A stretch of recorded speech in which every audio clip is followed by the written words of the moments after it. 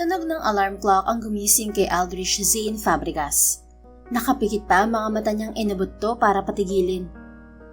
Good morning, baby. Nakangiti niyang wika habang nakapikit. Halatang bagong gising ang boses niya. Kinapa niya ang katabi sa kama, ngunit agad siyang napamulat nang maramdamang wala na siyang katabi. Iginala niya ang mga mata sa paligid. Where is she? Kahit masakit ang ulo sa hangover, ay bumangon si Aldrich at inikot ang condominium unit na tinutuluyan niya sa Florida para hanapin ang babaeng inuwi niya mula sa club at nakasama sa mainit na gabi. Ngunit wala na ito. She's gone? Already? Well, that's weird.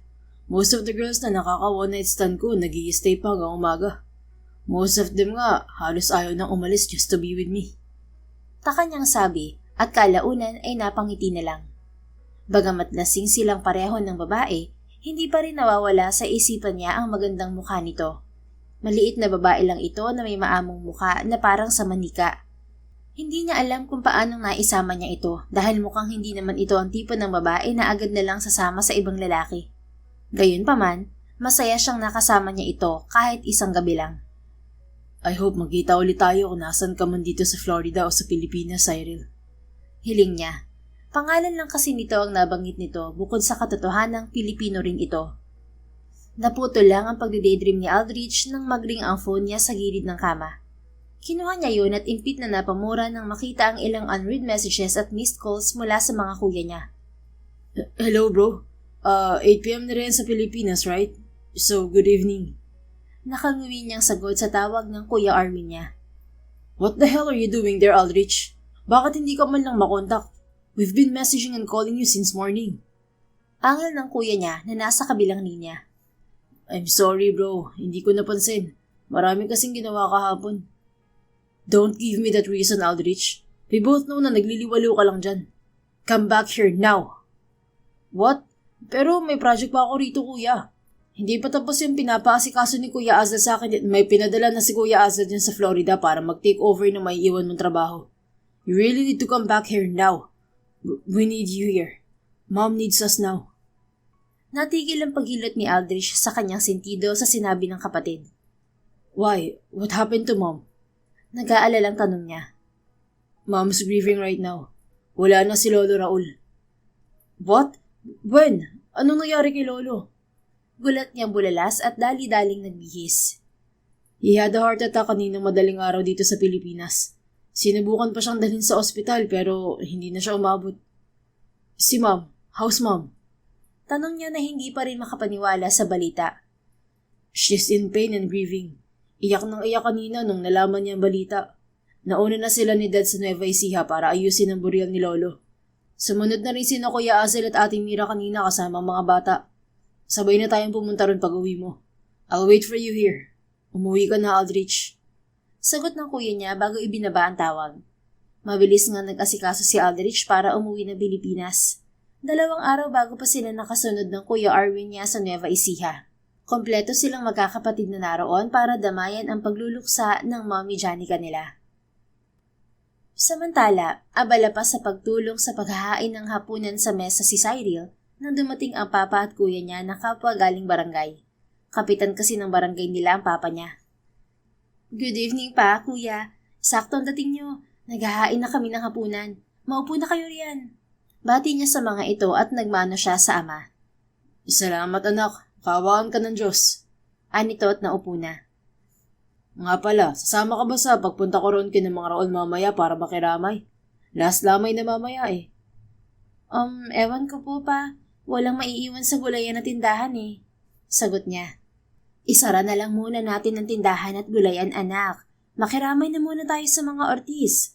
Kaibigan at kaklase ng high school ng papa mo si Janica. Kaya kailangan magpakita tayo ng pakikiramay natin sa pamilya nila. Anang mama niya na agad sinigundahan ng kuya niya. Oo nga naman. Nang makalabas-labas ka naman ng bahay. 5 araw ka na nandito sa Pilipinas pero hindi ka pa yata lumalabas. Sa susunod na linggo babalik ka na naman ng Manila at magtatrabaho. Hindi mo man lang na-enjoy ang bakasyon mo rito. Dagdag pa nito. Flight attendant sa isang kilalang airline si Cyril at kakauwi lang niya para magpahinga ng ilang linggo. Huling flight niya ay sa Florida kung saan nag-layover siya ng 3 araw para magpahinga at magliwaliw. Pansamantala ring makalimutan man lang ang panloloko ng ex-boyfriend niya. Nang maalala niya ang Florida ay bumalik agad sa isipan niya ang isang gabing hiling niya ay panaginip na lang sana. Nagiinom siya mag-isa sa isang bar doon isang gabi nang lapitan siya ng lalaking nagpakilalang Aldrich Zane. Bilang kapwa Pinoy ay nakapalagayan niya ito ng loob at hindi niya alam kung paanong nauwi siya sa pagsama niya rito hanggang sa may nangyari sa kanila. Noong nagising siya at nahimasmasan sa nagawa ay dali-dali siyang nagbihis at umalis sa kondo nito. Nang araw ding yun ang flight niya ulit pabalik na ng Pilipinas bago siya umuwi ng Nueva Ecija. Hindi na talaga ako magpapakalasing ng ganun. First time ko na-experience ang ganun at yun na ang huli. Sana lang talaga hindi ako maalala ng lalaking yun. Sa bagay, nandito naman ako sa Pilipinas at malabong magtagpo ulit ang mga landas namin. Untag niya sa isipan na naputol lang sa pagtapik ng mama niya sa braso nito. Ama, bakit po? Baling niya rito. Nakatulala ka riyan. Tinatanong ka ng papa mo kung sasama ka raw ba? Opo ma, sige po. Kung isasara naman pala ang tindahan, isasama na lang ako. Tama yan. Sumama ka at magliwaliw muna nang makalimutan mo na yung tarantadong Vincent na yun. Ang gagong yun. May pabayaw-bayaw pa sa akin, gagaguhin ka rin pala. Wag lang magawi rito yun. Iisahan ko sa tagiliran yun. Gigil na bulalas naman ng kuya niya na agad sinita ng mama nila. Ano ba naman yung bibig mo, Michael? Huwag na nating pag-usapan ng ganyang bagay sa harap ng hapag. Sige na, kumain na kayo. Tahimik na lamang na nagpatuloy sa pagkain si Cyril, pero sa isip-isip niya ay tama naman talaga ang kuya niya. Gago naman kasi talaga to. May mga pagkakataon pa ring natutulala na lamang siya dahil sa panlolokong ginawa nito at naluluhan na lamang. Hindi niya kasi akalain na sa halos 8 taon nilang magkasintahan ay magagawa pa siyang lokohin ni Vincent at sa katrabaho pa niya. Matapos ang hapunan ay naghanda na rin si Cyril sa pagsama sa mga magulang para makiramay. Ilang minuto lang naman ang binyahe nila dahil sa iisang barangay lang naman yun. Parang ang dami naman yatang tao, ang daming sasakyan. Puna ni Cyril nang makarating sila sa bahay ni Mang Raul kung saan ito nakaburol. Marami talaga dahil maraming nagmamalasakit at nagmamahal kay Mang Raul. Ang dami nilang nabigyan ng trabaho sa sakahan nila, di ba? Sagot ng kapatid niya. Tara na, bumaba na tayo. Balita ko rin kumpleto na ang pamilya ni Johnny Carian. Kaya siguro maraming sasakyan. Dagdag ng papa niya at nauna nang bumaba. Pagpasok sa loob ay naabutan nila si Janica katabi ang asawa nitong si Zion Fabregas. Tumayo ang mga ito nang makita ang papa niya at nagpaabot sila ng pakikiramay nila rito. Condolence po. Anya nang bumaling si Janica sa kanya. Ngumiti ito ng matipid sa kanya at niyakap siya. Ikaw na pala si Cyril? Ang laki mo na at ang ganda-ganda mo na, iha. Huling kita ko sa'yo noon ay 5 o 6 na taon ka pa lang yata. Sabi nito. Medyo nahiya siya na wala siyang masabi rito. Natutulala kasi siya sa ganda nito kahit na medyo may edad na ito ay mukha pa ring bata. Ilang taon ka na pala? Tanong ni Janica. 26 na po ako. Oh, halos kaidaran mo na rin pala yung bunso ko. Mas matanda lang siya ng 1 taon sa'yo. Anito nang may biglang tumawag dito mula sa likuran niya. Ma'am, nakita mo ba si Kuya Armin? Anang boses na tila pamilyar kay Cyril. Nang harapin niya ito ay kapwa ng laki ang mga mata nila at nagkagulatan. Ikaw? Halos sabay na bulalas nila sa isa't isa. Oh, magkakilala na kayo? Tanong ng papa niya. Si Cyril na unang nakabawi ang sumagot. Hindi naman po gaano pa. Ano lang, nagkasalubong lang kami sa Florida nung nag-layover ako ron. Dahilan niya na hindi pa rin makapaniwala. Kanina lang iniisip niyang hindi na sila magkikita nito. Pero pinaglaruan kaagad sila ng tadhana at muling pinagtagpo. Really? So, paano naman kayo nagkakilala ni Cyril sa Florida, anak? O sisa ng mami ni Aldrich dito?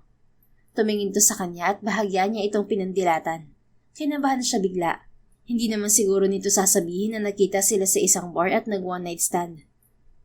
Well, just like what she said, Mom. Nagkasalubong lang kami somewhere in Florida the night before I came back here. Saglit lang naman yun, Mom. Nagayan hello lang dahil kapwa Pinoy.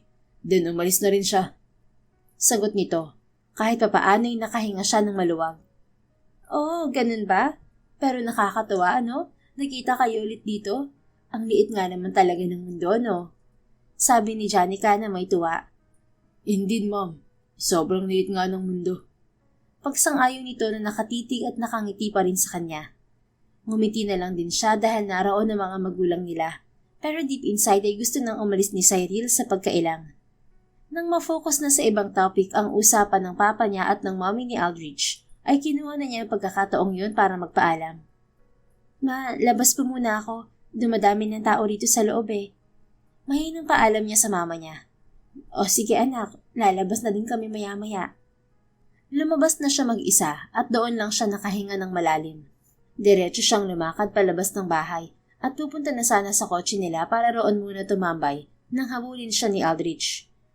Hey, wait Cyril! Tawag nito sa kanya. Tumigil siya at hinarap to. Bakit? Anong kailangan mo? Nautal niyang tanong dito. Tinitigan siya nito ng masinsinan bago ito napangiti at umiling. Nothing. Hindi lang ako makapaniwala na magkikita nga tayo ulit. Parang nakaraan lang, hiniling ko lang na magkita ulit tayo. And now here you are. Maybe it's destiny. What do you think? Nagsalubong ang mga kilay niya sa sinabi nito. Anong destiny pinagsasasabi mo riyan? Hindi ba pwedeng nagkataon lang? Anya sabay bulong sa sarili.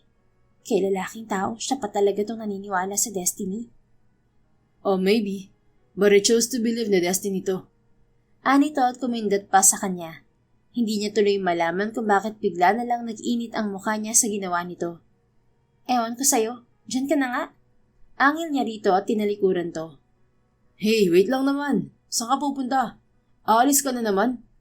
Iiwan mo na naman ako just like the last time after nang may mangyari sa atin. Mabilis tong hinarap ni Cyril at tinakpan ang bibig nito sabay lingon sa paligid kung may nakarinig ba rito. Pero buti na lang at mukhang wala naman. Hinaan mo nga boses mo. Mamaya may makarinig pa sa'yo eh. Impit niyang singhal dito. Tumaas ang dalawang kamay nito kaya kusa na rin niya itong pinakawalan. Sorry. Ano ba kasing kailangan mo? I just want to talk to you, Cyril. Hindi na kasi kita nakita nung nagising ako after that night. Gusto pa naman kitang makausap and to tell you honestly, I wish that morning na sana magkita ulit tayo. And it happened. Sabi nito na hindi na naalis ang ngiti sa mga labi. Wala na naman tayong dapat pang pag-usapan. Yung nangyari sa atin. Kalimutan mo na yun. Lasing lang ako ng gabing yun at hindi yun dapat nangyari. How can I just forget it? If every time na ipipikit ko mga mata ko, ikaw nakikita ko at ang... Bago pa nito matapos ang sasabihin, ay nakaamba na siyang sampalin to. Tatamaan na sana ito sa pisngi kung hindi lang ito mabilis na nakailag. Bastos! Pigil niyang angil dito. Hey, I'm sorry. Sorry na, nagbibiro lang ako. Sige na, di ko nababanggitin ulit yun. Sorry na, Sai. Pagsamon nito. Nagsalubong naman ang kilay niya sa pagtawag nito sa kanya. Tanging mga malalapit lang kasi sa kanya ang tumatawag sa kanya ng ganon. Kumalma rin siya bago pa may makapansin sa kanila. Tigilan mo na ako, please lang. Huwag mo na akong kukulitin. Anya rito. Nagseryoso rin naman to. I'm sorry again, Sai. Gusto lang naman talaga kitang makausap eh. Nagusot lalo ang mga kilay niya. Para saan pa? Ano ba kasing pag-uusapan natin? To get to know you more. Narinig ko kanina na magkaibigan pala ang mami ko at ang papa mo. So I'm hoping na baka pwede rin tayong maging magkaibigan. Sagot nito, medyo taliwas naman ang isipan ni Cyril doon. Paano naman ako makikipagkaibigan sa lalaking naka one night stand ko? Nakakailang naman yun. Bulong niya sa sarili. What did you say, Sai? Wala. Ang sabi ko, tigilan mo na ang kakatawag sa akin ng Sai. Di pa tayo close para tawagin mo kung ganyan. Kaya nga gusto kitang mas makilala pa para maging close tayo. Akmang sasagot na siya rito nang may lalaking tumawag dito. Aldrich, Mom is calling you. Tawag dito ng lalaking kararating lang. Bakit daw bro? I don't know. Pinatatawag ka lang niya sa akin. Sagot nito bago bumaling kay Cyril. Who is she? Bro, she's Cyril. Anak siya ng kapitan dito na kaibigan ni Mom. Pagpapakilala ni Aldrich sa kanya. Oh, ganun ba? Nice meeting you, Cyril. Nice meeting you rin. Condolence pala sa family niyo. Tipid lang itong tumango bago bumaling sa kapatid nito. Sumunod ka na agad sa loob, Aldrich ha. Baka may ipapagawa si Mommy sa'yo. Anito bago umalis. Parang ang sungit naman nun. Sabi ni Cyril na napalakas pala. Yeah, sinabi mo pa. Sagot ni Aldrich. Pare-pareho sila ni na Daddy at Kuya Azel. Mga seryoso lagi sa buhay. Kaya mas gwapo at habulin ako ng mga babae kaysa sa kanila eh. Dahil mukha silang suplado. Mga di marunong umiti. Dagdag pa nito. Nasira ang mukha niya sa kahanginan nito. Ewan ko sa'yo. Tinatawag ka na raw sa loob. Mas mabuting pumasok ka na. Taboy na niya rito. How about you? Saan ka ba pupunta? Sa sasakyan namin, may kukunin lang sana ako na nakuha ko na dapat at nakabalik na kina mama kung di ka lang sumunod. Sagot niya. Napangiti naman to. Oh, my bad. But Cyril, pwede bang malaman kung saan kayo nakatira? Napabuntong hininga siya. Diyan lang sa malapit, dumiretso ka lang tapos kumaliwa sa kanto. Tapos diretso ulit tapos ayun na. Okay na? Sige na, maiwan na kita. Magulong paliwanag niya dito na sinadya niya bago ito tinalikuran. Teka naman, parang medyo magulo yata yun ah. Can't you just give me the exact address? Uy, para naman tong others. Habol nito sa kanya na hindi na niya pinansin. Dire-diretso na siya sa sasakyan nila at hindi na lumabas pa. Bumalik lang siya sa loob ng bahay nang nakaburol nang magsimula na ang misa. Naroon ulit si Aldrich pero hindi na ito lumapit sa kanya dahil nagstay na ito sa tabi ng pamilya nito. Gayunpaman, tuwing nagtatama ang mga mata nila, ay ngumingiti ito ng tipid sa kanya na iniirapan lang niya. Matapos ang misa ay umalis na rin sila dahil maghahanda pa ang papa niya para sa libing bukas.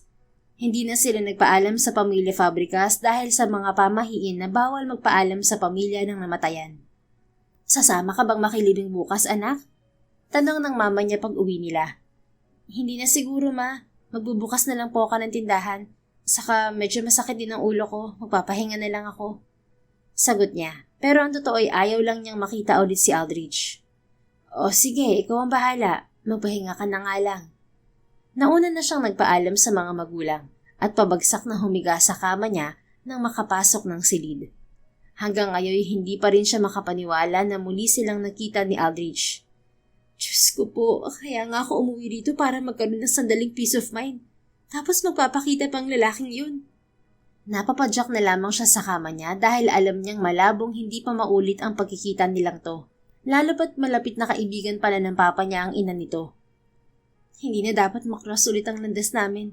Ayoko nang makita ang lalaking yun dahil di maganda ang kutob ko. Baka guluhin niya ang mundo ko.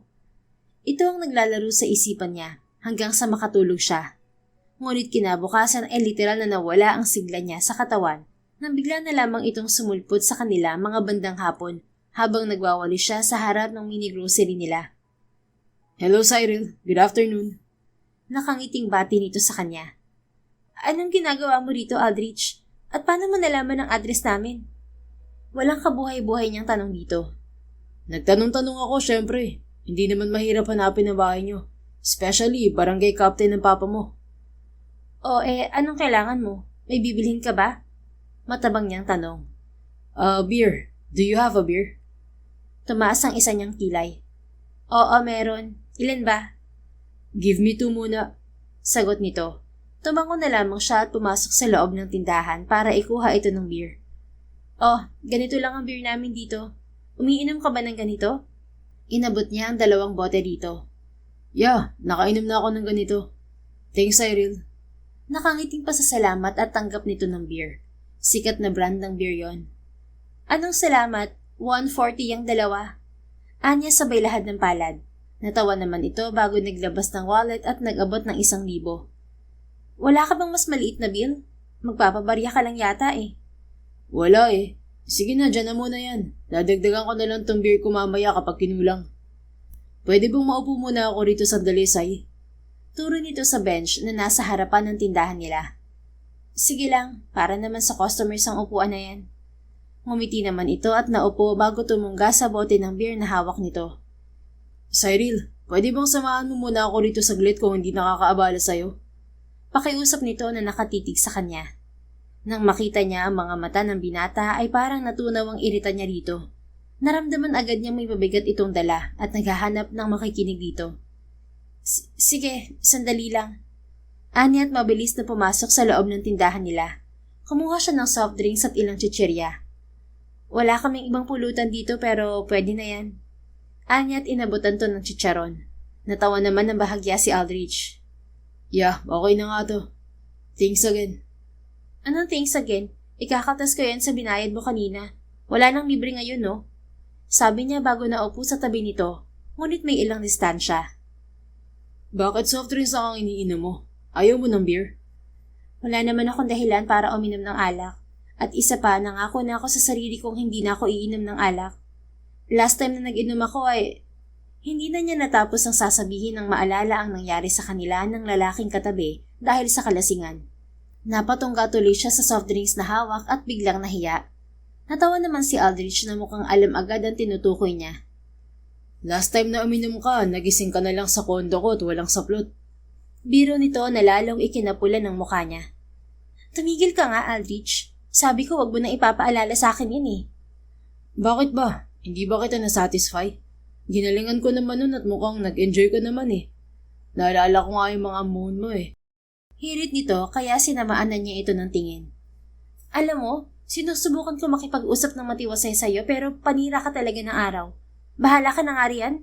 Anya at takmang tatayo na nang pigilan siya nito. Hey, biro lang. I'm just joking, okay? Sorry na, hindi ko na ulit yun babanggitin. Upo ka na ulit, Cyril. Padabog siyang umupo ulit at inirapan ng lalaki. Isa pa talaga't hindi ka na makakabalik dito. Ano ba kasing ipinunta mo rito? Gusto ko lang may makausap. Muling natunaw ang inis niya rito nang makita ang mabigat na emosyon nito. Sige na, kung gusto mo nang makakausap o maglabas ng nararamdaman mo, makikinig ako. Kawawa ka naman, mukhang malapit ka na riyang madepress. Birong Anya, nilingon siya ni Aldrich at nginitian. Ngunit hindi na umabot sa mga mata nito. Thank you, Cyril. Sorry dito pa ako maglalabas ng bigat na nararamdaman ko.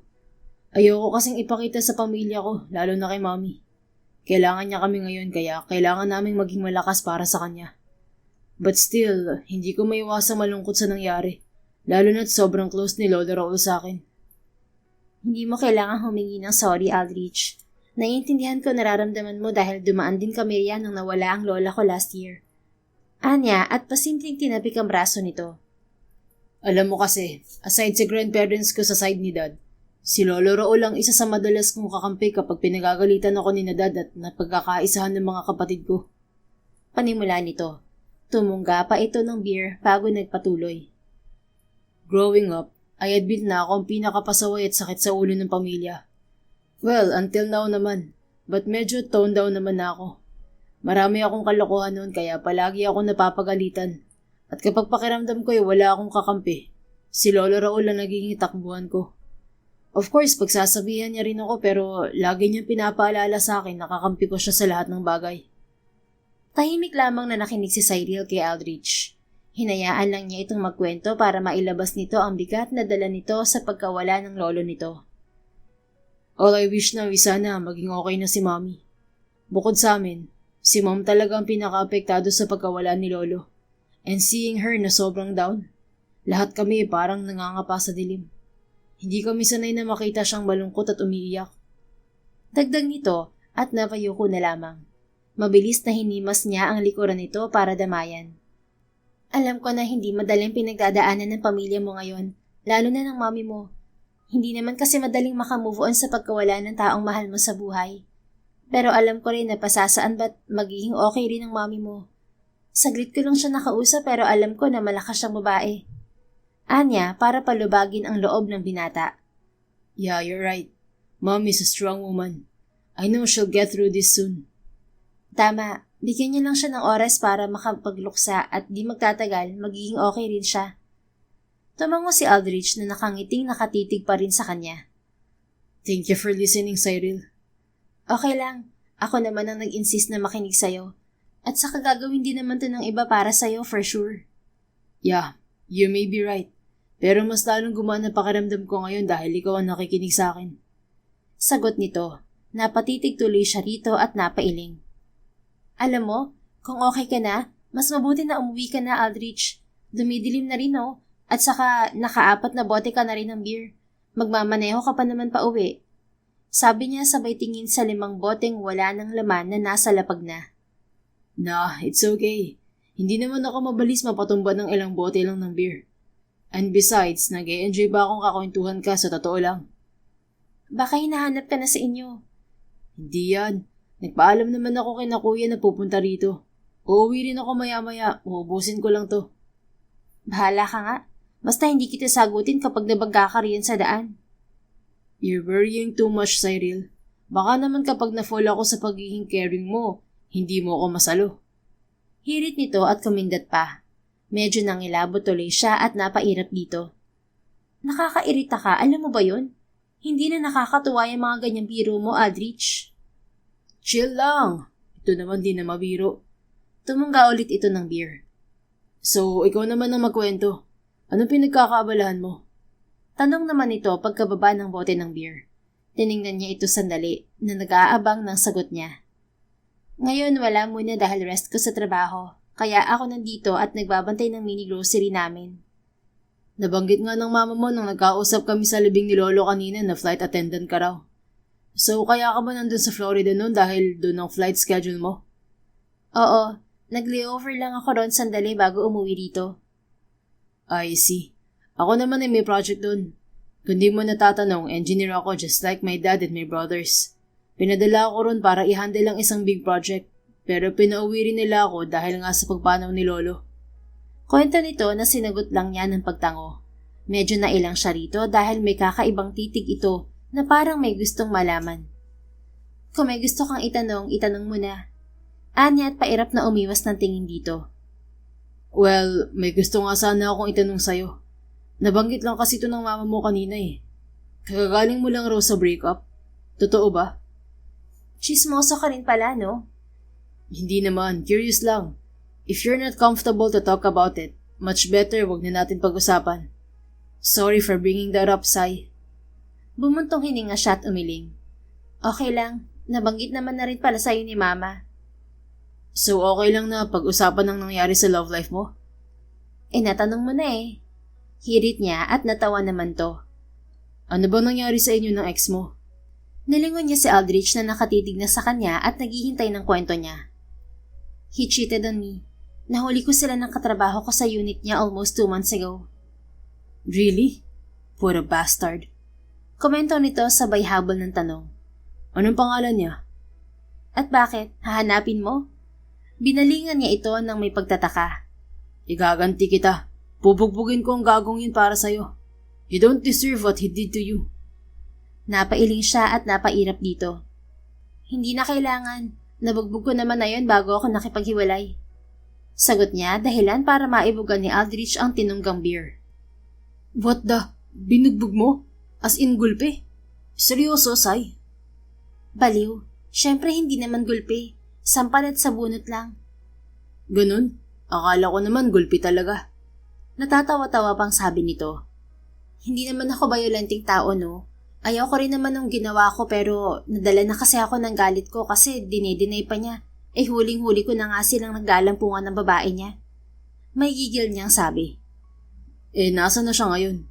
Hindi ka naman na ba niya ginugulo? 2 months pa lang kayo nag-break eh. Unfortunately, parehong airport lang ang pinagtatrabahuhan namin. He's an aircraft engineer, so may mga pagkakataong nakikita pa rin kami sa airport. Pero binalaan ko naman na siya na wag na akong guguluhin, kundi ipapapulis ko siya. Sumunod naman ba? Oo, pero minsan nakikiusap pa rin siyang mag-usap kami at magkaayos. At pumayag ka naman? Bumaling siya kay Aldrich at mabilis na umiling. Hindi na. Sa tingin ko mapapatawad ko pa siya pero ang makipagbalikan sa kanya, hindi ko alam kung kaya ko pa. Hindi lang naman ang pagmamahal ko sa kanya ang sinira niya, kundi pati ang buong pagtitiwala ko sa kanya. Isa pa, sila na rin kasi ang umamin na matagal na pala silang may lihim na relasyon yung katrabaho ko. Sana lang kung matagal na pala silang may lihim na relasyon, sana sinabi na lang nila sa akin, di ba? Sana nakipaghiwalay na lang siya sa akin ng maayos. Hindi yung ako pang makakahuli ng panloloko nila sa akin. Sagot niya at napayuko na lamang. I'm sorry to hear that, Cyril. I can see that you're still hurting and trying to forget everything. Ani Aldrich na tunay naman niyang nararamdaman. Magsisinungaling ako kung sasabihin kong okay na ako. Kasi ang totoo, hanggang ngayon nasasaktan pa rin ako kapag naaalala ko ang ginawa niya. Hindi lang kasi ako makapaniwala na halos 8 taon naming pagsasama ay magagawa niya sa akin ng ganun. He's my first boyfriend at akala ko siya na ang huli. Pero nagkamali pala ako. Sandali siyang huminga ng malalim para pigilan ang sariling madala sa kalungkutan. Binigay ko naman lahat eh. Naging tapat ako sa kanya at binigay ko sa kanya ang buong pagmamahal ko. Pero nagawa pa rin niya akong lokohin. Pinag-uusapan na nga namin noon ng pagpapakasal at bumubuo na rin kami ng mga plano kapag kasal na kami. Only to find out na matagal na pala niya akong niloloko. Pumikit siya ng mariin at ibinaling sa ibang direksyon ang muka para mabilis na punasan ang namumuong luha sa mga mata niya. Naramdaman naman niya ang magaan na paghaplos ni Aldrich sa likuran niya. I know hindi madali ang pinagdadaanan mo, Cyril. But I think mas okay na rin yan. Anito na agad niyang nilingon. Mabilis namang nagpaliwanag ang lalaki. I mean, hindi ko sinasabi na tama lang ang nangyari sa'yo na niloko ka at nasaktan. Dahil hindi yun kailanman magiging tama. Pero for me, maybe it's a blessing in disguise na rin. As you said, nagpaplano na kayong dalawa na mag-settle down. And think of it. Paano kung nalaman mo yung panloko niya sa'yo kapag kasal na kayo? Or worse ay may mga anak na kayo? For sure that would be very hard and painful for you, right? Natameme at tinamaan si Cyril sa mga narinig mula rito.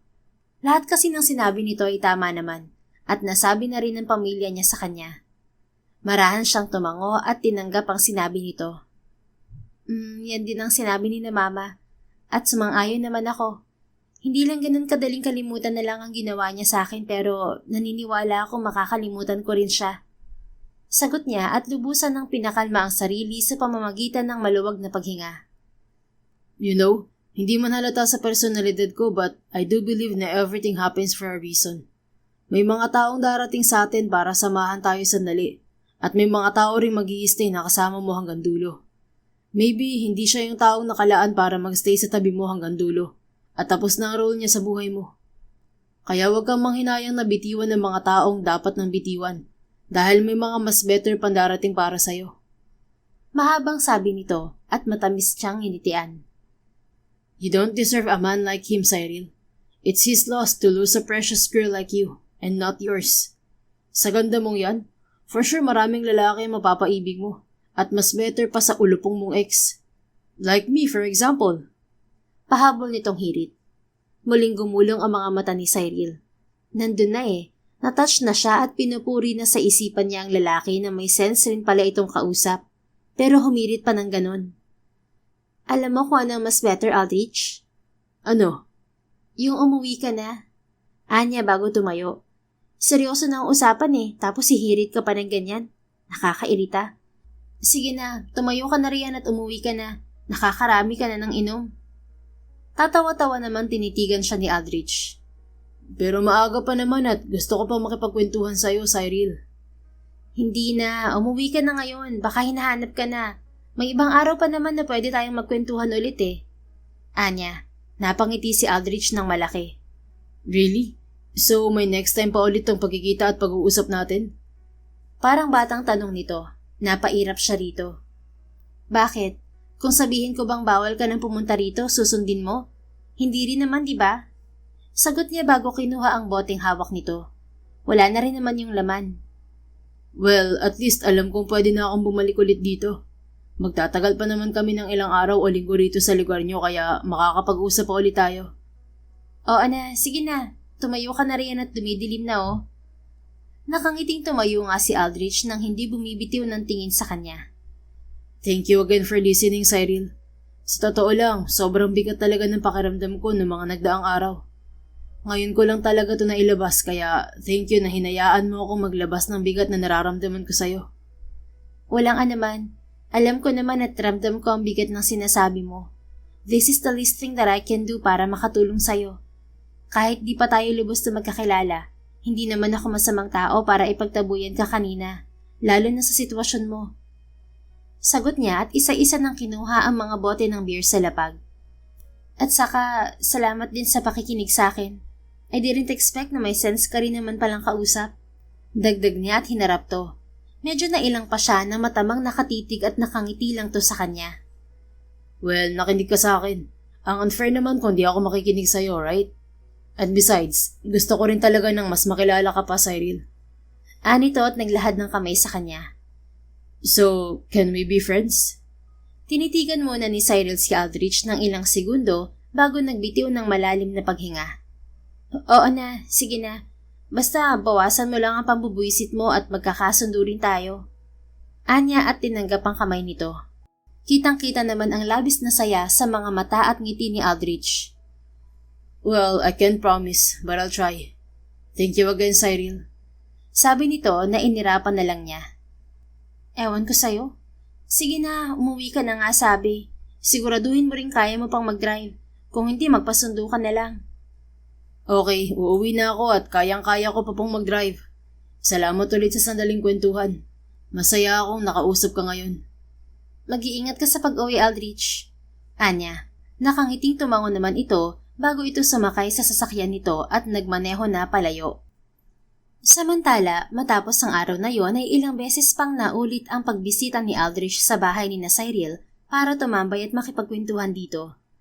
Kung minsan ay naroon ang ina ng dalaga na nakakakwentuhan niya rin, pero mas madalas ay silang dalawa lang ni Cyril. Sa mga dumaan na araw na yon ay masasabi naman niyang mas maayos na ang pakikitungo nito sa kanya, bagamat minsan ay naiirita pa rin sa mga pagbibiro niya. Gusto pa nga niya sana na mas matagal pang makakwentuhan to, pero nagsabi na ang mga magulang nila na babalik na sila ng Manila. Kaya kinabukasan ay naghanda kaagad siya para bumalik kina Cyril para magpaalam dito. And why are you in a hurry? Saan ka na naman pupunta? Seryosong tanong ng Kuya Arwin niya. Nasa labas ito ng bahay kasama ang Kuya Azel nila. Kinasay, magpapaalam lang. Say, yan ba yung anak ng kaibigan ni Ma'am na kapitan dito na lagi niyang pinupuntahan? Usisa naman ng Kuya Azel niya. Madalas kasi ay nasa lugar na ito ng asawang si Mira, kaya bihira lang niya ito makasama matapos ang lamay. Oo kuya, the same girl na una niyang nakilala sa Florida bago siya umuwi rito, according to him. Si Arwin ang sumagot. I see. So pupunta ka sa kanila para magpaalam sa kanya? Sino bang babaeng yan sa'yo? Nililigawan mo na ba siya? No kuya, not yet. Not yet ha? So may bala kang aligawan? Yes kuya, meron. Pero hindi pa sa ngayon. Kagagaling lang niya sa breakup 2 months ago at hindi pa siya totally na nakaka-move on sa ex niya. What I'm doing now is getting to know her more and enjoying the moment na kausap at kasama siya kahit ilang oras lang. Sagot niya na agad sinigundahan ng Kuya Arwin niya. Are you serious about that, Aldrich? We've been here for more than a week yet may babae ka ng balak na ligawan? Usisa nito. Of course bro, wala namang masama kung manligaw ako, right? I'm single at ganun din siya. Yun nga lang, hindi pa siya nakaka-move on kaya naghihintay pa ako. Anong masama ron? There's nothing wrong with that, Aldrich. I'm just asking kung sigurado ka pa dahil hindi lang kung sinong babae ang gusto mong ligawan. Anak yan ng malapit na kaibigan ni Ma'am dito. So kung may gawin ka mang kalokohan, baka mapahiya si Mami sa kanila. Tapos anak pa siya ng kapitan. Tumiim ang bagang ni Aldrich sa narinig mula sa kuya niya. Kalokohan? Really bro? Sa tingin mo talaga may gagawin akong kalokohan? You can't blame me for thinking that way. We both know na ang babae sa'yo ay parang damit lang na palagi mong pinapalitan after mo gamitin. Wala kang pinakilala sa amin na sineryoso mo. Tugon nito at aaminin niyang nasaktan siya roon.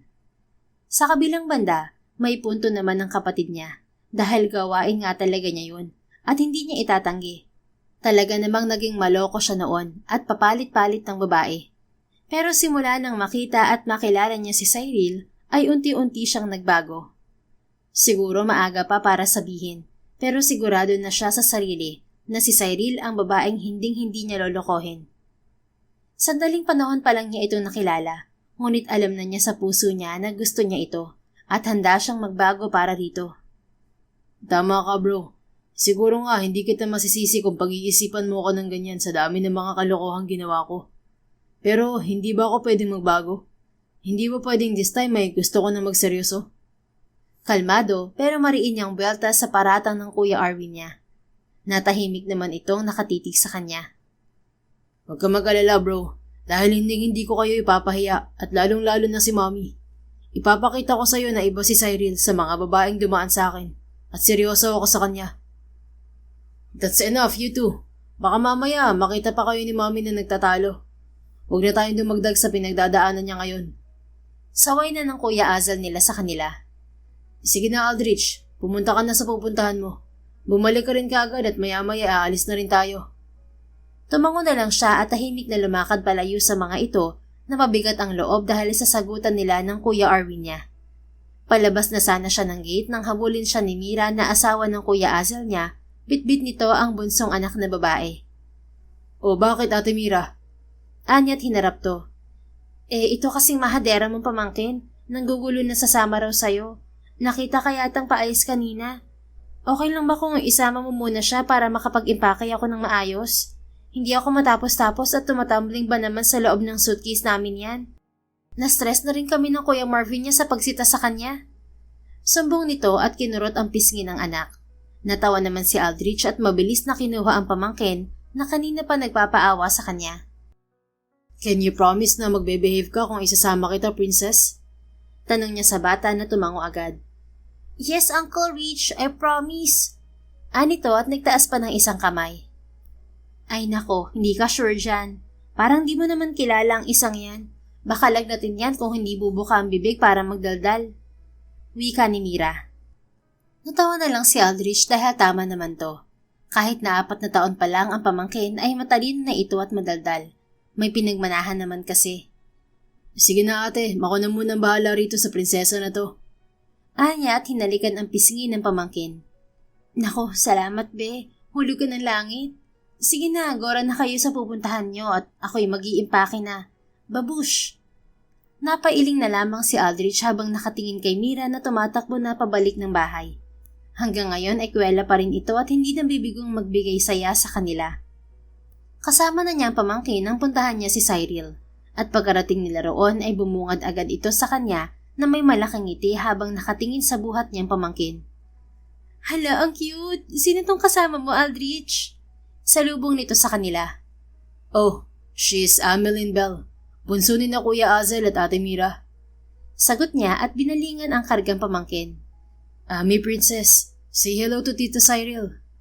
Kumaway naman ang pamangkin kay Cyril at bumati. Hello po, Tita Cyril. Hello rin, baby girl. How old are you? Tanong dito ni Cyril. I'm 4 years old. Sagot nito at ipinakita ang 3 daliri. Natawa naman si Aldrich at itinama ang tamang bilang sa daliri nito. You're so cute. Can I hug you? Giliw na sabi ni Cyril. Nang tumango ang bata ay ibinaba ito ni Aldrich at hinayaan na yumakap to kay Cyril. Tahimik lang siyang nakangiti na pinagmamasdan ng dalawa. Ang pretty mo, baby girl. You look like a princess. Natutuwang puri ni Cyril sa pamangkin niya. Thank you po. You're pretty rin po, Tita Cyril. And you're mabango too. Are you Uncle Rich's girlfriend po? Inosenteng tanong nito na ikinawindang ni Cyril. Nagulat din si Aldrich pero kalaunan ay napangiti na lang. Sinaglit siya ng tingin ni Cyril na medyo namumula ang muka. Ha?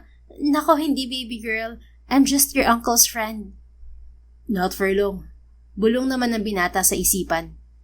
Really po? Ang sad naman po. But you like my Uncle Rich po ba, Tita Cyril? You're beautiful po and Uncle Rich is handsome. Para po kayong king and queen. Perfect match po kayo. Halos pigil na ni Aldrich ang pagtawa sa pangungulit ng pamangkin kay Cyril. Wala naman siyang kontra sa mga sinasabi nito at agree nga siya. Pero kunuha na niya ito dahil mukhang naiilang na si Cyril. Oops, that's enough, princess. Huwag mo muna kulitin at tanungin ng ganyan si Tita Sai, okay? Di ba sabi ko, isasama kita pero dapat behave ka lang? Malambot na ani Aldrich sa pamangkin. Napanguso naman ito at tumango bago bumaling kay Cyril. Opo, I'm sorry po, Tita Cyril. Malungkot na ani to. Mabilis namang lumapit ang dalaga at hinaplos ang pisngi nito. It's okay, baby girl. Wala namang masama sa ginawa mo eh. You're just curiously asking. Suyo nito sa bata at tiningnan siya. Hayaan mo na bata, innocent question lang naman yun. Nakakatuwa nga siya at sa edad niyang yan matatas na siyang magsalita. Matalino siyang bata. Yeah, but still, pagpasensyahan mo na. Medyo chismosa kasi yan. Manang-mana kay Ate Mira. Biro niya. Natatawang napailing naman si Cyril. By the way, bakit kayo nandito at bakit kasama mong pamangkin mo? Ako lang sana ang pupunta rito para magpaalam. Babalik na kasi kami ng Manila ngayong araw. Paalis na sana ako kanina kaso humabol sa akin at sasama raw. Since abala sila sa bahay sa pag-iimpake, sinama ko na rin para maipasyal at para maipakilala ko sa'yo. Ganun ba? Paalis na pala kayo? Yeah, marami na kasi kaming trabaho na naiwan na need asikasuhin, kaya kailangan na namin bumalik agad sa Manila. Why, mamimiss mo ako no?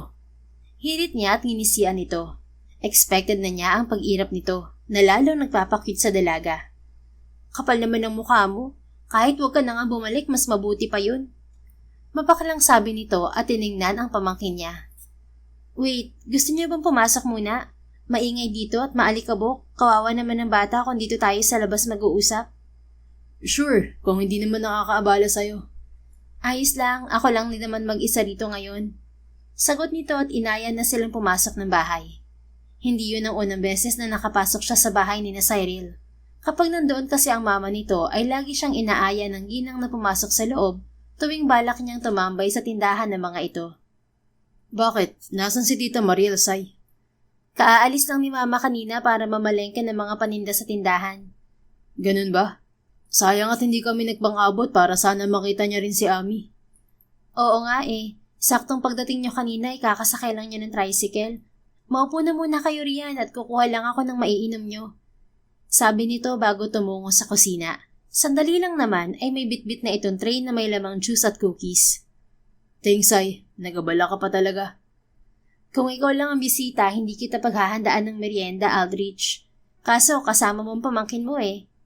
Pilosopong sagot naman nito bago nakangiting hinarap ang pamangkin niya na kalong-kalong niya. You want some cookies, baby girl? Tanong nito at inialok ang isang jar ng cookies sa pamangkin niya. Yes po. Thank you po, Tita Cyril. Pasasalamat ng bata at tinanggap ang cookies. Inilapag na ni Aldrich sa tabi ang pamangkin na abala na sa pagkain ng cookies. Hindi ko alam kung ilang beses ko nang nasabi pero sobrang cute talaga niya, Aldrich. At parang madaldal siya, no? Tapos hindi siya mahiyain. Ani Cyril na nakangiting nakatitig sa pamangkin niya. Napangiti rin siya dahil ngayon lang niya nakitang ngumiti ng ganoon si Cyril. Mas lalo itong naging maganda sa mga mata niya ngayon. Yeah, sinabi mo pa. Actually, minimiss sila ng kapatid niya ni Ate Mira at Kuya Azel. Sang-ayon niya habang pinapat ang ulo ng pamangkin.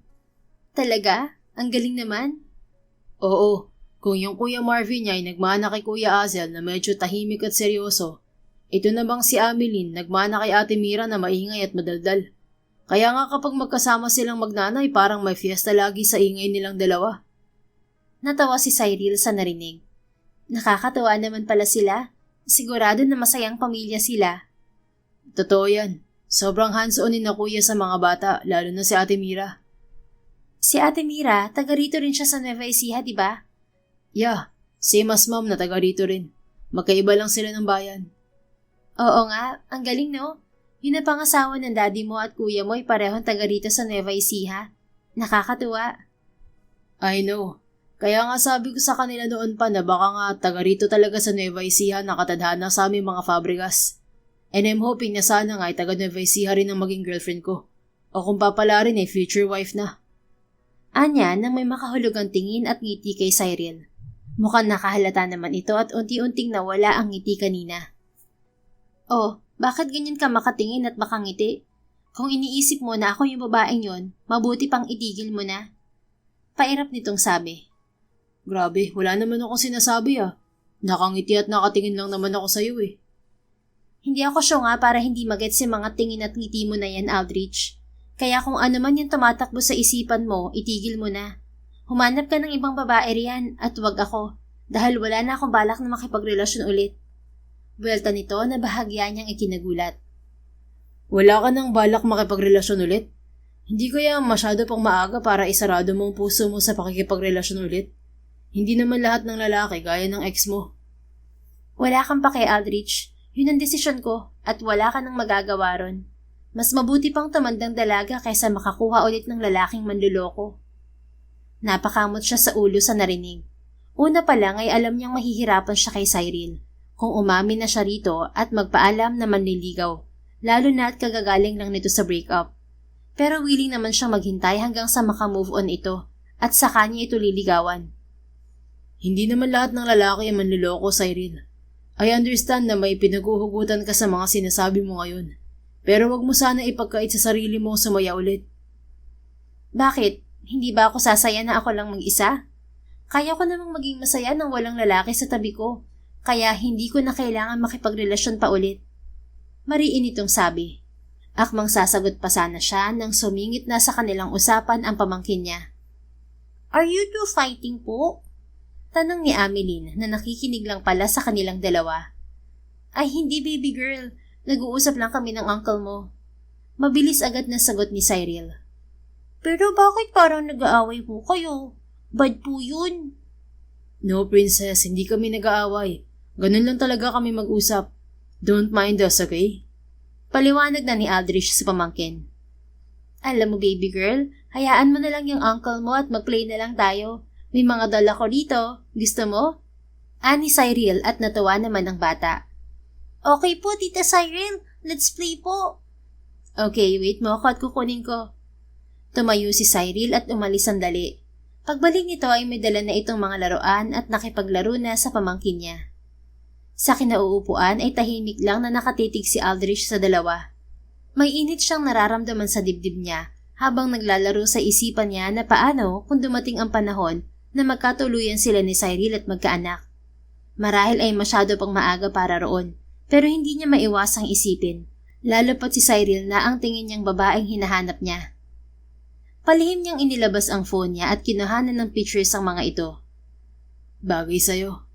Anya at mabilis na itinago ang cellphone niya bago pa man lumingon si Cyril sa kanya. Bagay ang alin? Kunot na ang tanong ng dalaga. Bagay sa'yo na maging nanay. For sure you'll be a great mother kapag nagkaanak ka na soon. You're good at handling a kid at kita ring masaya ka sa ginagawa mo. Kaya huwag mong isara ng tuluyan ng puso mo para magkaroon rin tayo ng cute na baby. Magkaroon ka ng cute na baby. Bahagyang nakangisi niyang sabi. Sumama tuloy ang titig nito sa kanya. Hindi ka talaga titigil, Aldrich? Ngumiti na lang naman si Aldrich at nagtaas ng dalawang kamay. Sabi ko nga titigil na po. Nagstay pa sila ng ilang minuto bago nagpaalam kay Cyril. Isang oras na kasi silang naroon at baka hinahanap na rin sila sa bahay. Magpapaalam na muna ako, Sai. Gusto ko pa sana magstay rito pero marami na kaming projects na kailangang habulin eh. Wika ni Aldrich kaharap si Cyril. Naipasok na niya ang pamangkin sa sasakyan na nakatulog din. Ayos lang. Wala ka rin namang ibang gagawin dito at saka trabaho yung kailangan mong asikasuhin. Sagot naman nito. How about you? Kailan ka babalik ng Manila? 2 or 3 days na lang naman bago ako bumalik ulit sa trabaho. Bakit? Natanong ko lang para alam ko kung kailan ang balik mo ron. Hirit niya na ikinitaas ng kilay ni Cyril. At bakit? Puro mukha mo na nga nakikita ko rito araw-araw. Hanggang sa Manila ba naman? Sagot nito na ikinatawa niya. Hindi ka na rin naman lugi na mukha ko nakikita mo ah. Tatanggihan mo pa ba ang gwapong mukha na to? Anya at nagpogi-posing pa. Alam mo, ang mabuti pa, umalis na kayo at baka hinahanap na talaga kayo sa inyo. Sige na, alis na. Tinulak-tulak pa siya ng dalaga habang siya naman ay tatawa-tawa. Oo na, ito na, alis na nga eh. Binuksan na niya ang pinto ng driver's seat, pero hindi muna sumakay. Hinarap niya ulit si Cyril. But seriously, I'm gonna miss you, Sai. Maikli pa ang 1 linggo at ilang araw na nagkakilala tayo rito. At gusto ko mas makilala ka pa ng lubusan. So I'm hoping na sana pumayag kang magkita pa rin tayo at magkausap kapag nasa Manila ka na rin. Seryoso niyang sabi. Matamang tinitigan naman siya ni Cyril bago ito nagbitiw ng malalim na paghinga. Oo na, malakas din naman ang kutob ko na kahit tumanggi ako ay gagawin mo pa rin ang gusto mo. Kaya kaysa ma-stress pa ako sa biglang pagsulpot mo, pumapayag na ako. Napangiti siya ng malaki. Thank you, Sai. That means a lot to me. Sa sobrang tuwa ay hindi nakapagpigil si Aldrich at niyakap ito. Mukhang nabigla naman si Cyril sa pagyakap niya rito, ngunit hindi rin naman ito pumalag at hinayaan lang siya. Sorry, natuwa lang, Sai. Anya matapos kumalas sa pagkakayakap dito. Tumango lang ito na hindi halos makatingin sa kanya. Medyo namumula pa ang pisngi nito. So chat-chat na lang tayo? Tawagan mo ako kapag pabalik ka na ng Manila para ako nang magsusundo at maghahatid sa'yo sa tinutuluyan mo sa Manila. Kung gusto mo naman, dun ka na lang sa amin tumuloy. Marami kaming extra room. Sira ka talaga. Uwi na nga. Hindi naman po. Kung gusto mo lang naman. Pero seryoso, gusto kitang ihatid sundo pag nasa Manila ka na. Hindi naman na yun kailangan pero salamat. Sige na Aldrich, masyado na kayong nagtatagal dito. Mag-iingat kayo sa biyahe.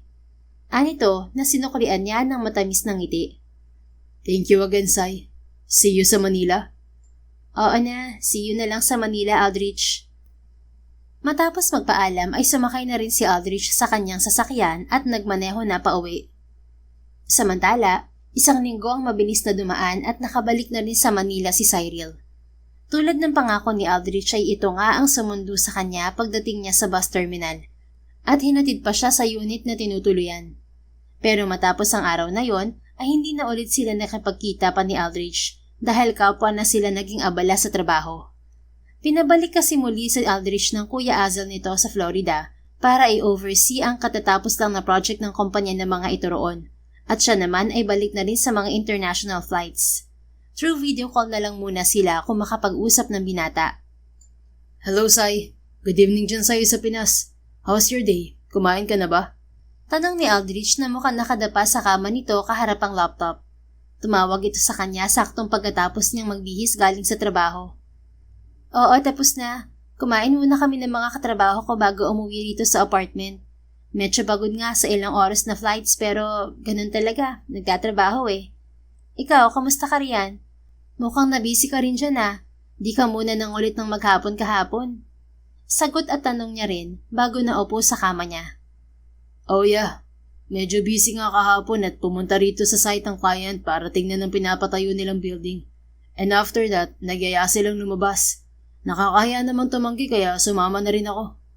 Sagot nito at napangisi. Why? You miss me, didn't you? Isang maghapon lang ako hindi nakapag-update, na-miss mo na agad ako. San ka ba umorder ng kabal ng mukha, Aldrich? Hindi kita na-miss, no? Nagtaka lang ako, okay? Ang payapa nga ng maghapon ko kahapon na wala kang paramdam. Sana nga'y dalasan mo ang ganun. Anya, bagamat ng totoo ay medyo hinanap niya rin to. Ewan ba niya? Siguro yung nakasanayan na niya ang pangungulit nito. Ouch! Abot talaga hanggang dito sa Florida ang sakit. Siya na-miss ko tapos ako pala hindi niya na-miss. Pabirong drama nito na nakahawak pa kunwari sa dibdib. Baliw ka talaga. Ano bang kailangan mo? May sasabihin ka pa ba? Kasi kung wala na, magpapahinga na ako at kanina ko pang gustong magpahinga. Oh, wala naman. I just called to tell you that maybe tomorrow or the day after tomorrow, makauwi na rin ako ng Pinas. Kung clear na ang lahat dito. And if it's okay with you, pwedeng isend mo sa akin ang flight schedules mo. Nagsalubong ang mga kilay niyang tinitigan to. At bakit? Para naman san? Para alam ko ang schedule mo at para alam ko rin kung anong oras kita pwedeng sunduin sa airport after ng flight mo. Aayain sana kitang kumain or mamasyal. Catch up lang. Ganun ba? Kung bukas o sa makalawa ka naman uuwi, wala naman akong flight schedule noon. Free ako ng 2 days. Oh good. Mas maganda yun para pag uwi ko bukas, dyan na kita susunduin sa apartment mo. Labas tayo ah. Pairap niya itong tinanguan.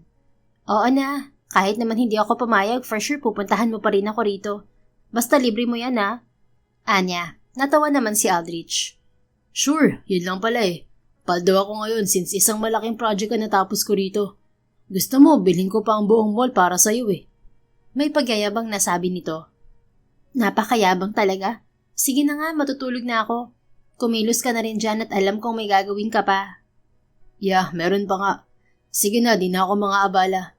Good night and sweet dreams, Sai. See you the soonest. Nginitian niya ito. See you the soonest, Aldrich. Anya bago tinapos ang tawag.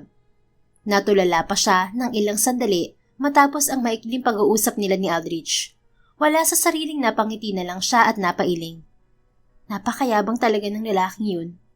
Wika niya bago humiga sa kama niya para makapagpahinga na. Kinabukasan ay naging maganda naman ang gising niya. Marami na sana siyang naiisip na gagawin para sa libreng araw niyang yon, kundi lang dumating ang katrabaho at kaibigan niya, dala ang isang balitang sumira sa araw niya. Sis, kalmahin mo sarili mo ah. Sorry, akala ko kasi alam mo na ang balita kaya ako pumunta ng maaga rito para damayan ka. Mahinahong sabi ni Mika na kaibigan niya. Bukod sa kumakalat na balitang buntis na ang malanding Eloisa na yon, bali-balita rin na nag-file na silang dalawa ni Vincent ng resignation. Sa tingin ko'y kinakausap na rin sila ng management dahil malaking issue to at baka masira ang pamunuan ng airport sa nangyayari. Dagdag pa nito bago yumakap sa kanya. Walang imik naman si Cyril at natulala na lang sa kawalan. Buong akala niya hindi na siya masasaktan sa halos 2 buwang lumipas, ngunit heto siya't umiiyak ngayon matapos marinig ang balita. Sige lang sis, ilabas mo lang yan. Alam ko na nananahimik ka lang after ng ginawa nila sa'yo at binabaliwala mo lang sila. Pero alam ko rin masakit pa rin to para sa'yo ngayon. Hindi kita iiwan dito, okay? Ibuhos mo lang ang lahat ng yan. Pagdamay sa kanya ng kaibigan. Parang bumalik ang sakit na pilit na nililimot ni Cyril. Hindi naman umalis sa tabi niya ang kaibigan at hanggang gabi ay dinamayan siya nito. Samahan mo ako, Mika. Matamlay niyang pakiusap sa kaibigan. Sure sis, kahit saan pa. Pero saan mo ba gustong pumunta? Gusto kong uminom. Gusto kong makalimot muna, Mika. Ang sakit eh. Akala ko hindi na ako masasaktan ng ganito. Pero hindi pa rin pala ako totoong nakakatakas sa ginawa nila. Hanggang ngayon nasasaktan pa rin ako. Hindi pa pala ako okay. Nagsimulang magbagsakan na naman ang mga luha niya na kahit anong pahid niya ay napapalitan lang ng bago. Sige, kung yan ang tingin mong kailangan mo ngayon, sige go lang. Sasamahan naman kita at aalalayan. Oo, Mika, kahit ngayon lang. Tugon niya. Tumango naman ito at sinamahan na siya sa paglabas ng apartment niya. Nang gabing yun ay nanghingi ng tulong si Cyril sa alak para makalimot. Alam niyang wala namang maidudulot yun kundi ang over lang pagising. Pero kaysa lamunin siya ng lungkot at sakit, minabuti niyang magpakalunod na lang sa alak. Kinabukasan ay halos tanghali na nang siya ay magising. Dumadaing at hawak ang ulo siyang bumangon at inikot ng tingin ng silid niya. Hindi na niya alam kung paano pa siya nakauwi sa dami ng nainom niya, pero alam niyang si Mika rin ang naghatid sa kanya. Nang muling bumalik sa kanya ang balitang nalaman ay natulala na naman siya. Kasabay naman noon ang pagbukas ng pinto ng kwarto niya at pagpasok ni Aldrich na may bitbit na tray. Oh hey, gising ka na pala. I prepared some breakfast for you. Anito at inilapag ang tray sa kama.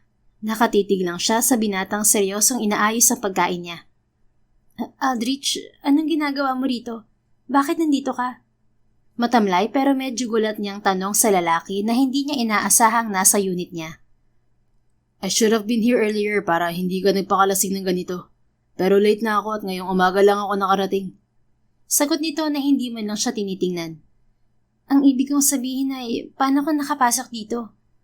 Natigilan sandali si Aldrich at napabuntong hininga ng malalim bago siya tinitigan. Medyo nanibago siya sa sobrang kaseryosohan nito. Your friend Mika, pinapasok niya ako kanina. I've been calling you since last night pero hindi ka sumasagot. At kaninang umaga pagka-uwi ko, tumawag ako ulit at siya ang nakasagot. Sinabi nga niya na lasing ka, so I decided na pumunta rito. Nasaan si Mika? Umalis din siya pag-arating ko. Ayaw nga sana niyang umalis but I assured her na wala akong gagawin sa'yo at mapagkakatiwalaan mo ako. Besides, mukhang kailangan niya na rin ng pahinga dahil mag-uumaga na raw kayo umuwi galing sa bar at wala pa siyang tulog. Napayuko si Cyril para iwasan ang mapang-usig na mga tingin ni Aldrich. Naging awkward para sa kanya ang biglang pananahimik nito at puro malalim na hinga lang nito ang naririnig niya. I asked her kung bakit ka nagpakalasing since nabanggit mo dati na hindi ka na ulit magiinom.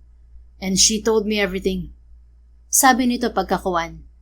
Napapikit ng mariin si Cyril para pigilan ang luha, ngunit nagulat na lang siya nang bigla siyang yakapin nito. It's okay, Sai. I know you're in pain right now. You can cry it out. Go on. Anito na nagtulak na para muli niyang ilabas ang mga luhang akala niya ay naubos na niya kagabi. Ibinaon niya ang mukha niya sa dibdib ni Aldrich at doon ibinuhos ang lahat. Tahimik lang namang nakayakap ito sa kanya at inaalo habang hinahaplos ang likod niya. Halos ilang minuto rin siyang umiyak lang sa dibdib nito bago siya kumalma. I'm sorry, Sai. Nalita akong dumating. Kung nakauwi lang sana ako kahapon ay nadamayan sana kita. Sabi ni Aldrich na pinupunasan ang mukha niyang basa ng luha. To tell you honestly, nung narinig ko sa kaibigan mong dahilan kung bakit ka naglasing, gusto ko agad ipahanap yung tarantado mong ex-boyfriend at ako mismong gugulpi sa kanya. I want to see him suffer in pain for making you cry like this. But I know you don't want that. Humugot ng malalim na paghinga si Cyril at inalis ang bikig sa kanyang lalamunan. Salamat, Aldrich, pero hindi mo na kailangan gawin yan. Labas ka na sa problemang pinagdaraanan ko. Walang kabuhay-buhay niyang sabi. Napayuko naman si Aldrich at napatango-tango. Yeah, maybe you're right. Siguro nga, labas na ako at walang karapatang magalit. Pero hindi eh. How can I not be mad to see the very special girl in my life in this such state? I'm mad. I'm so mad because the woman I love is crying and hurting like this over a worthless man who broke her trust and love. Natulala na lamang si Cyril at napatitig sa mga namumula at puno ng kaseryosohang mga mata ni Aldrich. Para bang nawalan siya bigla ng kakayahang magsalita matapos ang hayagang pag-amin na narinig niya mula rito. I love you, Cyril. I know this is not the right time for me to say this, but I can't help it. Mahal kita at nasasaktan ako nakikita kang ganito. Sabi nito at kinuha ang kamay niya. Minasahe nito yon bago muling tumitig sa kanya. You don't have to say anything, Sai. Alam ko nabibigla ka sa mga sinasabi ko sa'yo ngayon. But believe me, ito talagang totoong nararamdaman ko. But I also know na hindi pa ito ang tamang oras para pumasok ako sa buhay mo. Bumitaw ito sa kamay niya at tumayo mula sa pagkakaupo nito sa kama. Nakatingala lang siyang nakatitig dito. I will give you the space that you need. Pwede kong i-take advantage ng sitwasyon na to, pero ayaw rin kitang pwersahin.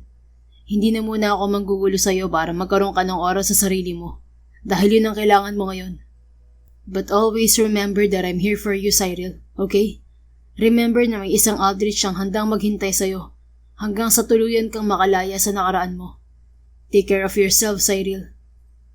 Humalik pa ito sa noo niya na tumagal ng ilang segundo. Napapikit na lamang si Cyril at hinayaan ito hanggang sa kusa rin itong kumalas at tuluyan ng lumabas ng silid niya. Naiwan siyang mag-isa at nanatiling nakapikit kahit ilang minuto na ang lumipas mula noong umalis si Aldrich. Nagunahan muli ang mga luha niya at isinubsob na lamang ang mukha sa unan. Wala man lang siyang masabi kanina sa naging pag-amin ni Aldrich. Gulong-gulo kasi ang isip at puso niya ngayon at hindi niya alam ang mga dapat maramdaman. Ang tanging nasa isip niya lang ngayon ay umalis at magpahinga. Kaya kinabukasan din ay nag-file agad siya ng 1-month leave na agad namang inaprubahan ng kumpanya nila. Marahil alam din ng management na kailangan niya yon. Buti na lang din at marami silang bagong flight attendant na trainees na pwedeng pumalit sa kanya. Nang araw din yun ay umuwi siya sa Nueva Ecija. Sa piling ng pamilya ay inilabas niya ang lahat ng hinanakit at bigat na nararamdaman niya. Ilang beses na kasi kitang sinasabihan na kalimutan mo ng lalaking yun, Cyril. Aminin mo nga, hanggang ngayon ba mahal mo pa rin ng tarantadong yun kahit na ginago ka na niya? Gigil na sabi ng kuya niya. Natameme siya at napapikit. Siguro nga'y may nararamdaman pa rin siya para sa ex-boyfriend niya. Hindi naman kasi ganun kadali sa kanya na basta na lamang makalimot sa kabila ng nagawa nito. Mas marami pa rin kasi magagandang alaala at bagay na pinagsamahan nila nito na hanggang ngayon hindi pa rin niya mabitiwan. Sa salita lang siguro niya nasasabing nag-move on na siya, pero ang puso niya ay takot pa rin bumitiw. Anak ng tokwa naman, Cyril. Nakabuntis na nga yung gago oh, at sigurado ako na baka masaya pa sila ngayon. Tapos ikaw hahayaan mo lang na ganito ka? Ikaw ang talo. Michael, tama na. Sige na, ako nang kakausap kay Cyril. Sita ng mama nila sa kuya niya. Naroon din sa salas ang papa niya na tahimik lang na nakikinig. Ngunit kita sa mukha nitong nasasaktan din to para sa kanya. Hindi naman na umimik pa ang kuya niya at naupo na lang sa isang sulok. Sorry ma, pa. Humihikbi niyang sabi. Anak, hindi mo kailangan mag-sorry sa amin. Wala ka namang ginawang mali. Inilalabas mo lang kung ano ang totoong nararamdaman mo at walang mali roon. Sagot ng mama niya at niyakap siya. Pero anak, tama kasi ang Kuya Michael mo. Hindi pwedeng ikaw ang talo. Kalimutan mo na si Vincent at sikapin mo ng bitiwan ng alaala ng pinagsamahan nyo. Dahil yan ang pumipigil sa'yo na makausad. Nakikita ka naming mukhang maayos na pero alam ko sa loob-loob mo ay hindi ka pa rin okay. Bilang ina, masakit para sa aking makita kang ganito kaya tulungan mo rin ang sarili mo. Tumayo na rin ang papa niya at lumapit para yakapin siya. Naiyak na lamang siya at yumakap din pabalik dito. Tama na to anak ha, sabi ng papa niya. Ipangako mo sa amin na kakalimutan mo na si Vincent. Tutulungan ka namin. Nandito kami, pamilya mo kami.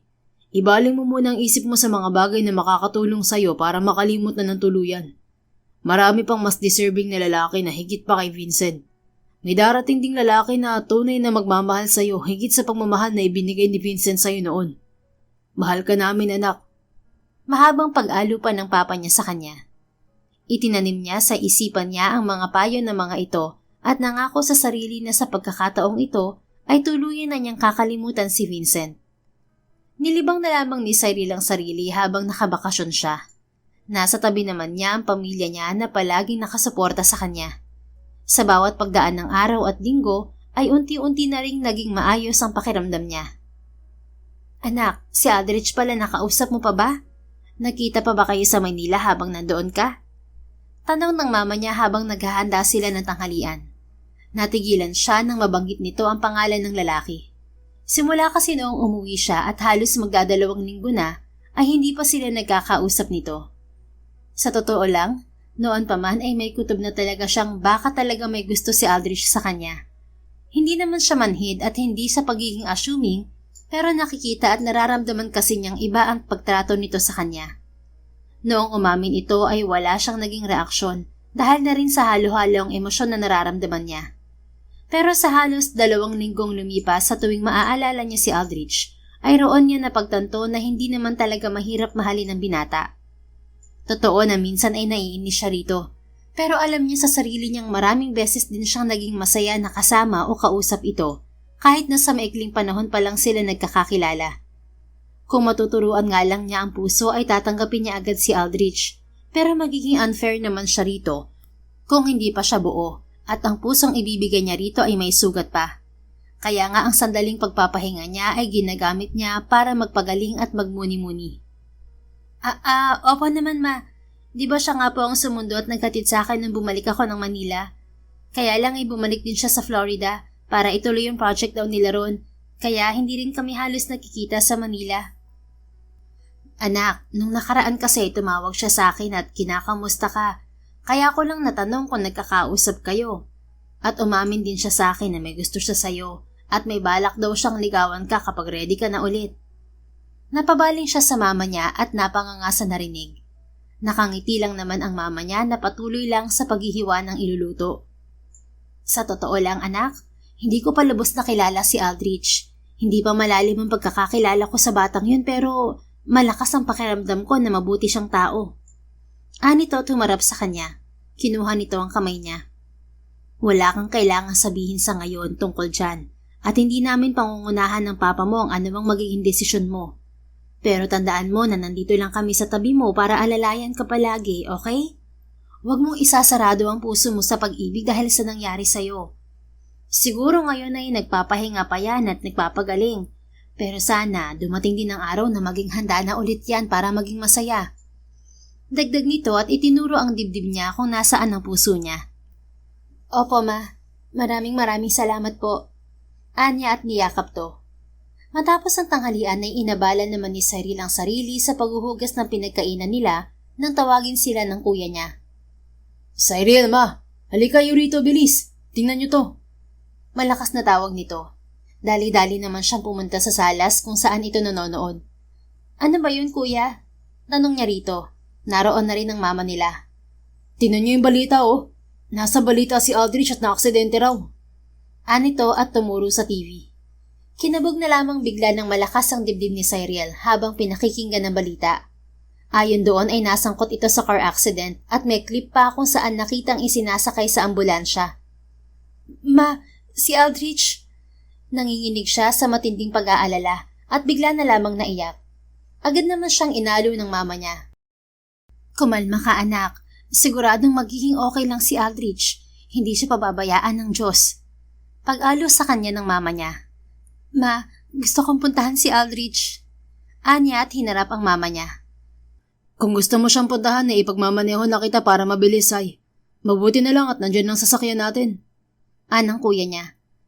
O sige anak, magbihis ka na at ang kuya Michael mo nang sasama sa'yo. Kumalma ka lang ha. Ipagdarasal natin na sana'y okay lang si Aldrich. Michael anak, huwag mabilis magmaneho. Mag-iingat kayo. Sabi ng mama niya. Dali-dali naman siyang tumalima at nagbihis dala ang pag-aalala para kay Aldrich. Hanggang sa biyahe ay hindi nawala ang pag-aalala niya para rito. Ilang beses siyang nagdasal na sana'y ayos lang ito at paulit-ulit na nagche-check kung may update na ba sa internet o balita tungkol sa binata. Sai, huminahon ka nga. Baka sa halip na bumisita ka lang sa ospital ay mai-confine ka pa ng wala sa oras dahil sa sobrang nervyos mo riyan. Sita na sa kanya ng kuya niya na nagmamaneho. Huwag ka masyadong mag-alala sa maniligaw mong yun. Mukha namang masamang damo yun kaya hindi yun mamamatay agad. Dagdag pa nito na ikinagulat niya. Kuya, paano mo nalaman na naniligaw siya sa akin? Narinig ko ang usapan niyo ni Mama kanina sa kusina. Expected ko na rin naman na may gusto sa'yo ang kumag na yun eh. Nang pabalik-balik pa lang siya sa bahay, alam kong trip ka na nun. Kaya di na ako nagulat na bala ka niyang ligawan.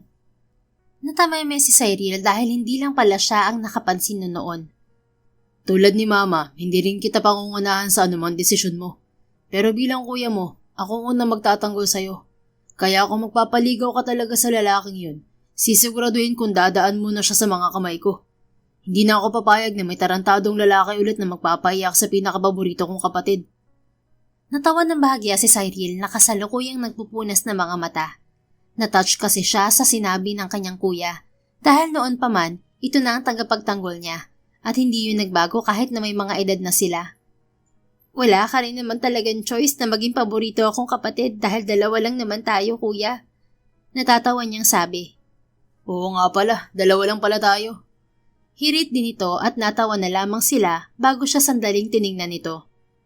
Ayan, ngumiti ka lang, Sai. Tama na ang iyak-iyak ka. Love na love ka ni kuya. Napangiti si Cyril at niyakap ang braso ng kuya niya. Thank you, kuya. I love you rin. Anya at ginulo nito ang buhok niya. Makalipas din naman ng halos 3 oras na biyahe ay nakarating din sila sa Manila. Inabot na sila ng gabi sa paghahanap ng ospital na pinagdalhan kay Aldrich. Saan naman natin hahanapin si Aldrich dito, Sai? Tanong ng kuya niya habang naglalakad sila papasok ng ospital. Magtanong tayo sa information desk, kuya. Ngunit bago pa sila makalapit sa information desk, ay may maliit na boses na ang tumawag sa kanya. Tita Cyril? Anang maliit na boses ng batang babae. Nang lingunin niya ay nakita niya ang pamangkin ni Aldrich na si Ameline. Ami! Tita Cyril! I knew it was you! I missed you po! Tumakbo ang bata papalapit sa kanya na sinalubong niya ng mahigpit na yakap. I missed you too, baby girl. How are you? Tanong niya sa bata at hinarap to. Nalungkot naman to bigla. Not so okay po kasi po. Na-accident si Uncle Rich eh. Malungkot na sagot nito. Tatanungin na sana niya kung nasaan si Aldrich at kung ano ang kalagayan nito nang lumapit ang kasama ni Ameline kanina. Tumayo siya ng maayos at hinarap ang lalaki na tingin niya ay ang Kuya Azel ni Aldrich. Nasa tabi nito ang isa pang anak na lalaki. So you're Cyril. It's nice to finally meet you. I'm Azel, Aldrich's eldest brother. Pakilala nito at naglahad ng kamay sa kanya. Medyo nahihiya naman siyang inabot ang kamay nito. Nice to meet you rin po. Ako po si Cyril at ito naman po ang Kuya Michael ko. Nabalitaan mong nangyari kay Aldrich, that's why you're here, right? Opo, kamusta po ang kalagayan niya? Hindi siya nito sinagot, bagkus ay kinuha nito ang anak na babae at tumalikod. Follow me. Sabi lang nito bago lumakad. Nagkatinginan muna sila ng kuya niya bago sumunod dito. Sa ika-6 na palapag ng ospital sila dinala nito. He's inside. Tara, pasok kayo. Anito at binuksan ng pintong hinintuan nito. Hawak lang ni Cyril ang dibdib niyang kinakabog ng kaba sa pag-aalala kay Aldrich. At nang makapasok sila sa silid, ay para siyang nabunutan ng tinik sa nakita. Uncle! Tita Cyril's here! Sigaw ni Ameline at tinuro siya. Mabilis namang napabangon sa hospital bed si Aldrich, bagamat napadaing din. Sai, you're here. Anito. Napangiti siya rito at napahinga ng malalim. May mga gasa ito sa katawan at ilang gasgas sa muka, pero mukhang malayo naman sa peligro ang buhay nito. Sa tingin ko, mas mabuting iwan na muna natin silang dalawa. Wika ng Mami Janica ng mga ito na naroon din sa silid. Doon lang niya napansin na kompleto pala ang pamilya ni Aldrich na naroon. Medyo nahiya tuloy siya. Tita Janica, magandang gabi po. Bati niya rito na unang lumapit sa kanya. Ngumiti ito sa kanya at niyakap siya. Good evening to Cyril. I'm happy to see you again. Gusto kitang makausap ulit but for now, iiwan na muna namin kayo rito, okay? Sabi nito na parang may alam na sa nangyayari. Isa-isang nagpaalam na ang mga tao sa loob ng silid, maging ang kuya niya. Hanggang sa sila na lang ni Aldrich ang nasa loob ng kwarto. Medyo nahihiya siyang lapitan ito dahil halos 2 linggo niya ring hindi ito nakausap at nakita. Are you just going to stand there? Upo ka, Sai. Ani Aldrich para basagin ang awkwardness. Tumango siya at naupo sa upuang nasa tabi ng kama nito. Why are you here, Sai? Kasama mo pa ang kuya mo. Huminga siya ng malalim at tiningnan to. Oo. Nagpahatid kasi ako sa kuya ko rito after kong mabalitaan ng nangyari sa'yo. Ano, kumusta ang pakiramdam mo? Ano ba nangyari sa'yo? Tinitigan siya nito ng ilang sandali bago ngumiti at sumagot. I'm not really okay, obviously. But I'm thankful na buhay pa ako. Nahagip kasi ng truck ang sasakyan ko kanina. And sabi sa report ay nakaidlip daw ang driver. Sagot nito at napabuntong hininga. Honestly, akala ko talaga katapusan ko na kanina. At ng mga oras na yun, ikaw agad na pumasok sa isipan ko, Sai. Natakot ako na baka hindi na ako magkaroon ulit ng pagkakataon na makita at makausap ka. Napayuko na lang si Cyril dahil kahit siya ay yun din ang naramdaman. Sa totoo lang natakot din ako nung nakita ko sa balita ang nangyari sa'yo kanina. Alam ko kasi na may kailangan pa tayong pag-usapan tungkol sa bagay na huling napag-usapan natin bago ako umalis. Natakot ako na baka mawala na ako ng pagkakataong sabihin sa'yo ang nararamdaman ko. Wika naman niya at mukhang nakuha nun ng atensyon ni Aldrich. You can tell it to me now, Cyril. Makikinig ako at tatanggapin ko ang anumang sasabihin mo. Sabi nito at hinawakan ng kamay niya. Napatitig doon si Cyril bago niya inihayag ang tunay niyang nararamdaman. Aldrich, sa halos 2 linggong nakalipas ay marami akong napagtanto at isa na sa mga yun ang pagtanggap at pagpapalaya. Sa ngayon hindi ko pa masasabi na buo na ulit ako at handa na ulit magmahal. Pero kung dumating man ang araw na yun, sana'y nandyan ka pa rin dahil gusto kitang bigyan ng pagkakataon. Natulala si Aldrich nang tingnan niya ito na para bang hindi pa nagsisink in dito ang sinabi niya. Napangiti siya rito at pinisil ang kamay nitong nakahawak sa kanya. Mahihintay mo ba akong maging buo ulit, Aldrich? Makakapaghintay ka ba hanggang sa maging handa na akong buksan ang puso ko ulit? Mabilis na tumango si Aldrich at napangiti nakita hanggang sa mga mata nito. Oo naman, Cyril. You're worth the wait. Maghihintay ako sa'yo at hindi mawawala sa tabi mo. Sagot nito. Siya naman ang napangiti at para bang ang lahat ng bigat na dala niya ay bigla na lang nawala. Maraming salamat, Aldrich. Sa ngayon, mag-focus ka na muna sa pagpapagaling, okay? I will. But mas mapapabilis ang pagpapagaling ko kung aalagaan mo ko. Pwede bang dito ka muna? Paglalambing nito. Sige, wala namang problema. Nakalive naman ako sa trabaho. Magpapaalam na lang ako kina mama. Sagot niya na ikinatuwa lalo nito. Tinupad nga ni Cyril ang pinangako niya rito. Araw-araw niyang binibisita at inaalagaan si Aldrich sa ospital hanggang sa makalabas din ito makalipas ang halos 1 linggo. Inabot din ng halos 2 linggo pa bago tuluyang nakarecover si Aldrich. Ang tungkol sa namamagitan naman sa kanila ay pinagbigay alam na nila sa mga pamilya nila at wala ni isa man sa mga ito ang kumontra. Katunayan ay masayang-masaya nga ang pamilya ni Aldrich, lalo na ang Mommy Janica at Ate Mira nito. Tandang-tanda nga niya ang naging pakikipag-usap niya sa mga ito noong minsan siyang bumisita sa mansyon ng mga to. Hindi talaga ako kukontra sa kung ano mang namamagitan sa inyo o sa kung anong magiging desisyon niyo sa hinaharap. Alam ko namang mabuting bata tong si Cyril at malapit sa akin ang pamilya niya, kaya walang problema sa akin kung maging kayo mang dalawa. Anang Mommy Janica ni Aldrich noong sabihin nila rito ang namamagitan sa kanila.